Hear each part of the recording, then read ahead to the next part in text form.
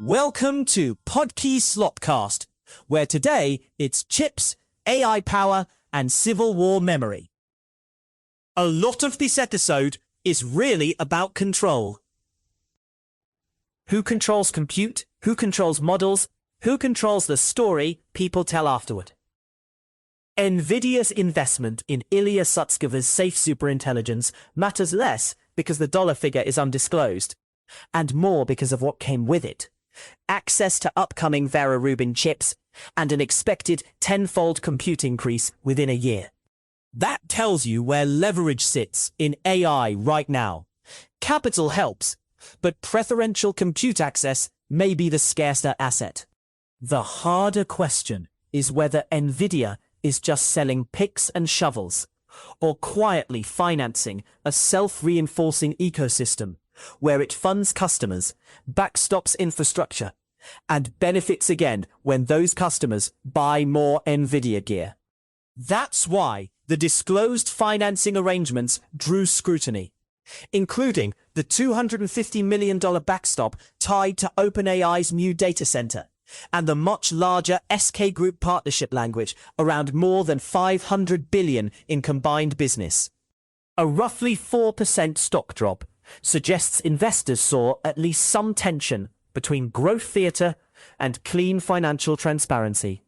Antitrust concern here isn't proof of wrongdoing. It's the structure. When the dominant supplier also helps create demand, the market can look less like open competition and more like a closed circuit. At the same time, China says it has begun mass-producing DUV lithography equipment and wants to scale fast, with targets cited around 28,000 advanced logic chips per month, and Huawei aiming for about 1.5 million AI chips in 2025. Those numbers don't mean China has caught the frontier. DUV is not EUV, and multiple analysts still expect China to lag Western lithography and fab technology through at least 2030. But the more defensible claim is narrower and still important. Export controls may be slowing China, not freezing it.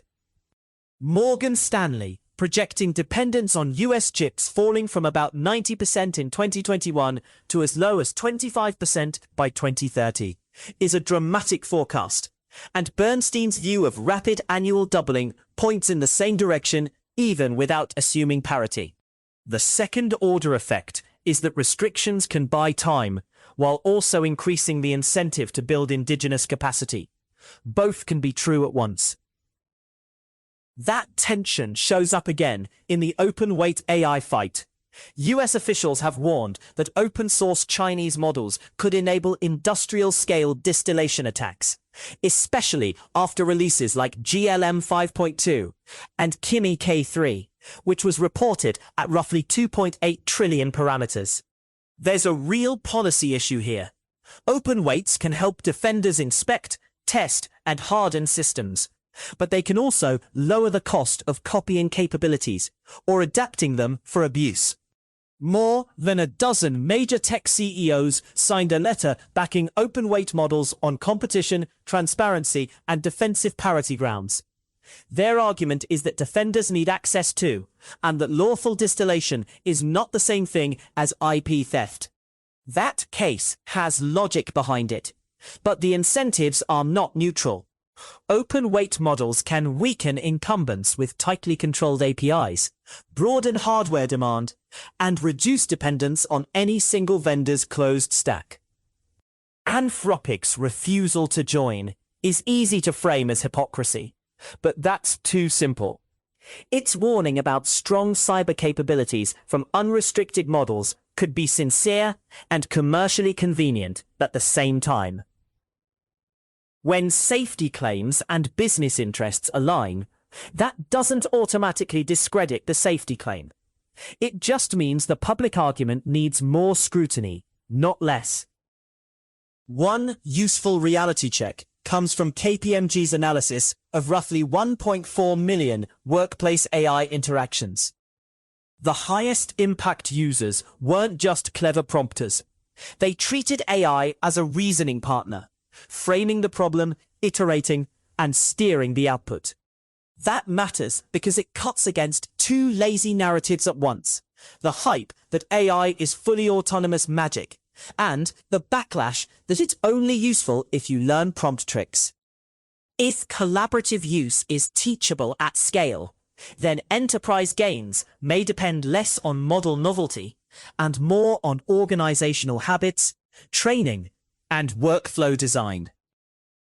The Apple versus Micron fight over Chinese DRAM makes the national security trade-off unusually concrete.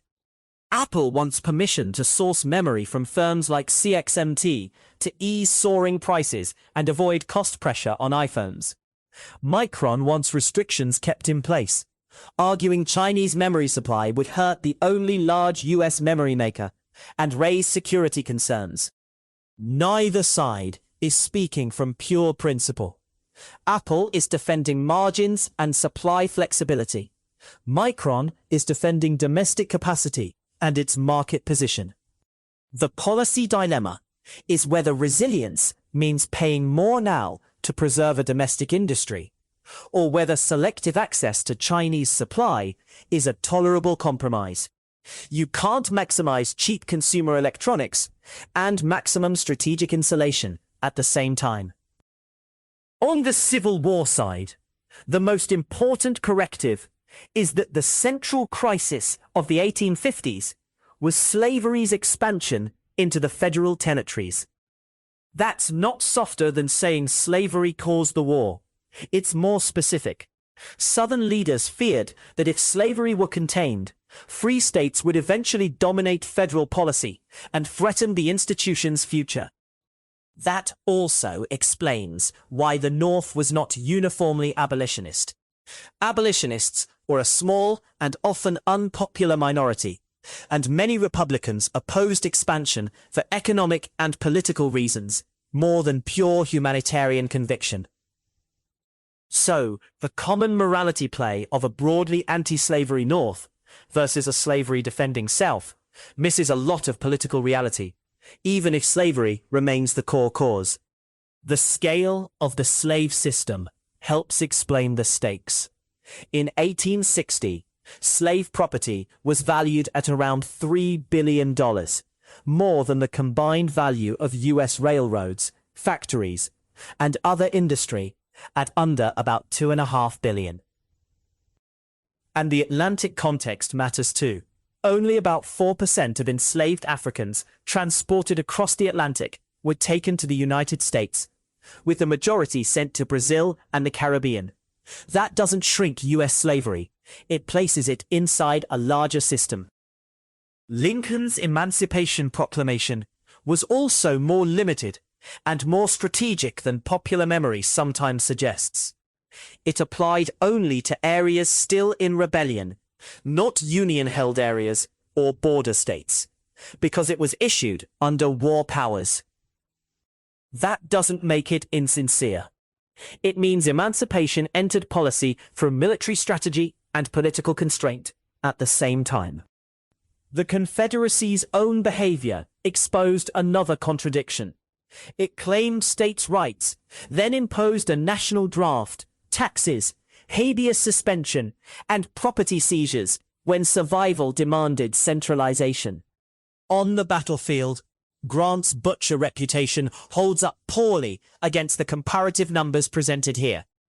If comparable operations show Lee with about 98,000 casualties to Grant's roughly 37,000, the simple caricature breaks down. By 1864, the war was also evolving towards something closer to modern total war, with entrenchments, rifled weapons, continuous operations, and whole economies drawn into the conflict.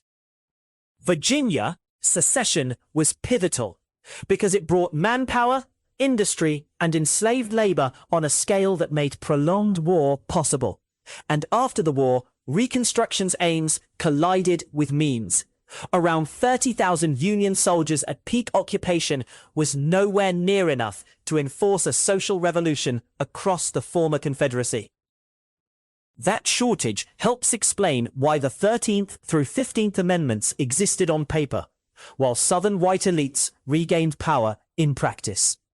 The memory fight that followed still structures debates now. Union preservation, emancipation, lost cause, and reconciliation narratives all compete, and Confederate monuments were erected in different waves for different purposes, from commemoration to intimidation to backlash politics. That's the thread through all of this. Power is never just the headline claim. It's the system underneath it. Thanks for listening to Podkey Slopcast. This episode was generated by Podkey. Create your own at podkey.fm.